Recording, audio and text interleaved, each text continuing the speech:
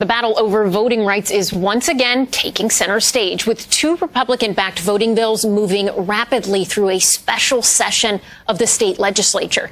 Democratic members of the Texas House are expected to bolt from Austin today in an effort to block the measures from advancing. NBCNews.com senior reporter Jane Tim joins us now.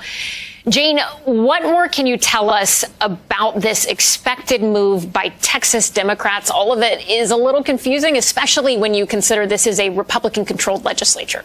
Absolutely. So Democrats don't have the votes in the Texas legislature to stop this in any way. In the last session, they used delay tactics and this brief walkout to stop the bill before the session ended at the expiration of the session. The governor, of course, called another special session, said, you know what, do that legislation right now. So their plan is to do this again, but this is not easy and they risk arrest by fleeing the state. So what they're going to do, I'm told that at least 58 Texas House Democrats are flying to Washington, D.C., where they plan to spend 3 weeks waiting out the end of this special session. Now, as I said before, the Texas Constitution allows lawmakers to compel their absent peers to show up to work. So they can say you need to come back, which is why they have to go across state lines, where they believe that state troopers and the legendary Texas Rangers just don't have jurisdiction to bring them back. Allison?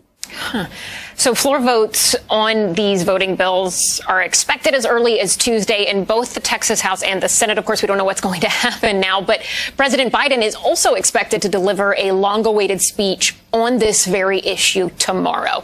Any indication in terms of what we might hear from the president and whether or not what he has to say could make a difference in Texas and other states that are also trying to pass restrictive voting laws?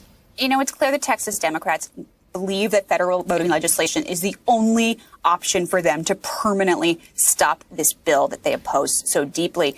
We know they're talking to the White House because they were at the White House meeting with Vice President Kamala Harris weeks ago after their first walkout. So I wouldn't be surprised if you see them in communication with the vice president as well as the president. I mean, I think also a fair amount of advocates feel like Joe Biden took a little bit of a back seat in the previous fight for federal voting rights legislation. But I think where you can expect to see Biden is taking a really strong stand on this. And Democrats feel like, you know what, we have some momentum, that if we can get ourselves to Washington, D.C., if we can paralyze the Texas legislature, we can have the president out there talking about the importance of voting rights. They're hoping they can turn the tides and make it possible for voting rights to have some federal legislation in Congress.